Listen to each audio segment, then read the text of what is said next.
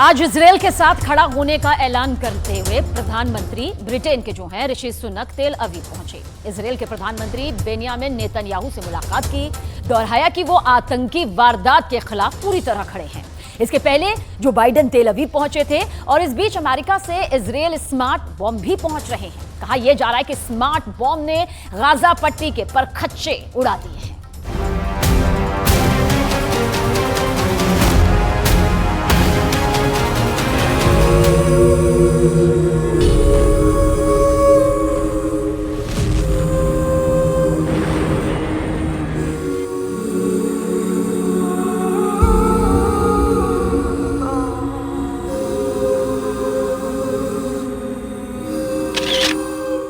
तस्वीर नंबर 1, तस्वीर नंबर 2, तस्वीर नंबर 3, तस्वीर नंबर 4, तस्वीर नंबर 5, तस्वीर नंबर 6, तस्वीर नंबर 7, तस्वीर नंबर 8, तस्वीर नंबर 9, तस्वीर नंबर 10 और ऐसी ही सैकड़ों तस्वीरें। दर्द, मौत और मातम की दिल दहला देने वाली दास्तान। कौन जिम्मेदार है इन मासूमों की मौत का?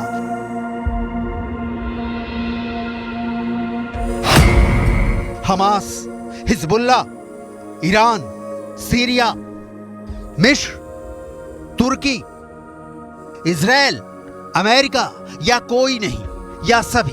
कौन जवाब देगा? इस बीच गाजा पट्टी में मौत नाच रही है। हमास के आतंकियों की जान का दुश्मन इजराइल एक एक इंच गाजा पट्टी को जला देने पर तुला है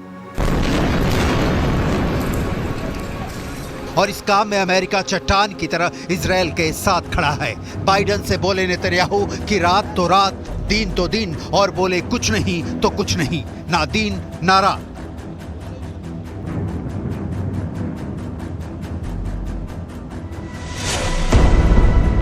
उदाहरण के तौर पर आपको बाइडेन के एक विशेष बम के बारे में जरूर जानना चाहिए, क्योंकि इसकी विनाशक ताकत ने गाजा पट्टी को जैसे रक्त कुंड में तब्दील कर दिया है। बाइडेन के बम से गाजा पट्टी में रक्तपात। अमेरिका की शक्ति इजराइल के इस्तेमाल से गाजा तबाह और बर्बाद। इजराइल ने जो बम फेंका उस पर अमेरिका का नाम। स्मार्ट बम ने गाजा पट्टी को मटियामेट कर दिया।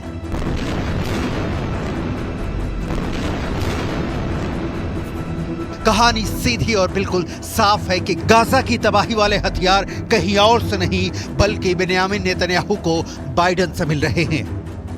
अमेरिका किसी भी अगले पल अगर युद्ध में जमीन पर कूद जाए तो आश्चर्य वाली कोई बात नहीं होगी। बाइडेन की वाणी तेल अवीव में इजराइल के लिए और हमास के खिलाफ आप सुन चुके हैं।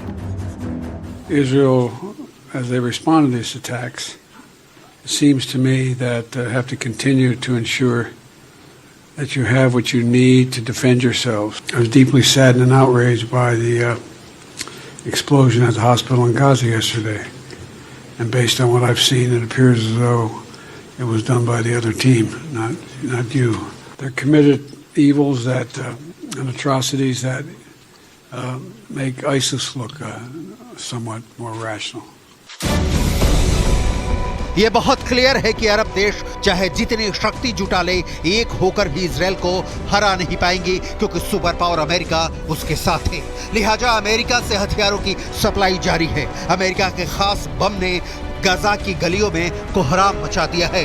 हमास के अंतिम आतंकी के जिंदा रहने तक या शायद उससे भी आगे चलने वाले इस युद्ध में अमेरिका खुलकर इजराइल के साथ यानी ईरान के खिलाफ खड़ा है। एयरक्राफ्ट कैरियर जेराल्ड फोर्ड के साथ, एयरक्राफ्ट कैरियर आइजनहावर के साथ, और अब जो रिपोर्ट आई है कि इजराइल हमास के खिलाफ अमेरिका वाले स्मार्ट बम का इस्तेमाल कर रहा है।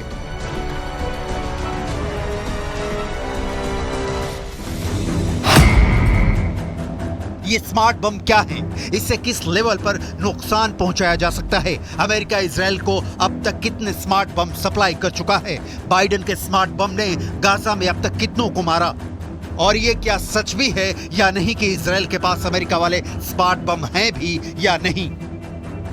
इन सवालों के जवाब से क्लियर हो जाएगा कि ईरान मानेगा नहीं और अमेरिका छोड़ेगा नहीं। मतलब ईरान की इजराइल वॉर में किसी भी वक्त एंट्री हो सकती है और अमेरिका पहले से ही जंग के मैदान में कूदने के लिए तैयार खड़ा है।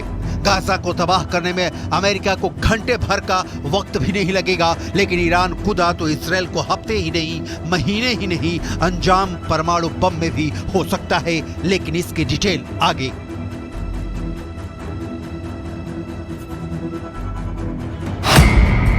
ब्लूमबर्ग की रिपोर्ट के मुताबिक 7 अक्टूबर को हमास से जंग छिड़ने के बाद अमेरिकी कंपनी बोइंग ने इजराइल को 1000 छोटे स्मार्ट बमों की डिलीवरी की है। इसके अलावा इजराइल के पास खुद से बनाए स्पाइस बम भी हैं। ये स्मार्ट बम की कैटेगरी में ही आते हैं। स्पाइस बम इजराइल की firm Rafale advanced defence systems limited ने बनाया है। इन 2000 पाउंड के स्मार्ट बमों को गिराने में मिराज 2000 का इस्तेमाल किया जाता है। इजराइल के लिए अमेरिकी राष्ट्रपति जो बाइडेन तेल अवीव पहुंचे और उनके पीछे पीछे ब्रिटेन के प्रधानमंत्री ऋषि सुनक भी इजराइल की आर्थिक राजधानी में पहुंच गए। दरअसल पूरा पश्चिम इस वक्त इजराइल के साथ दोस्ती दिखाने के लिए उमड़ पड़ा है और पूरे पश्चिमी देश ईरान के खिलाफ अमेरिका के साथ खड़े हैं और अमेरिका इजराइल के साथ पूरी तरह से खड़ा दिख रहा है। आपको आगे दिखाएंगे कि स्मार्ट बम कैसे करता है काम।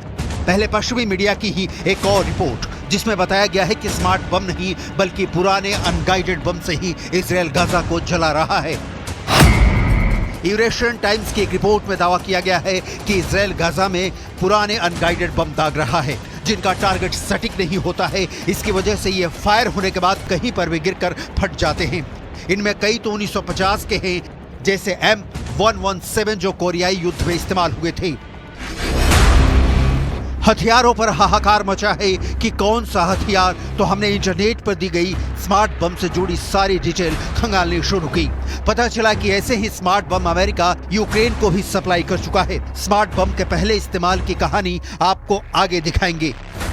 अभी स्मार्ट बम को समझना बहुत जरूरी है। कहा जा रहा है कि इसने ऐसी तबाही मचाई है जिसकी फिलिस्तीन के लोगों ने कभी कल्पना तक नहीं की थी। कुछ नहीं बचा गाजा पट्टी में, जिंदगी को तरस रही है। स्मार्ट बम को गाइडेड बम के रूप में भी जाना जाता है। ये सटीक निशाना लगाने वाला प्रिसीजन गाइडेड म्यूनिशन यानी PGM होता है। इस बम को बेहद सटीकता से दुश्मन के ठिकानों पर हमला करने के लिए डिजाइन किया जाता है।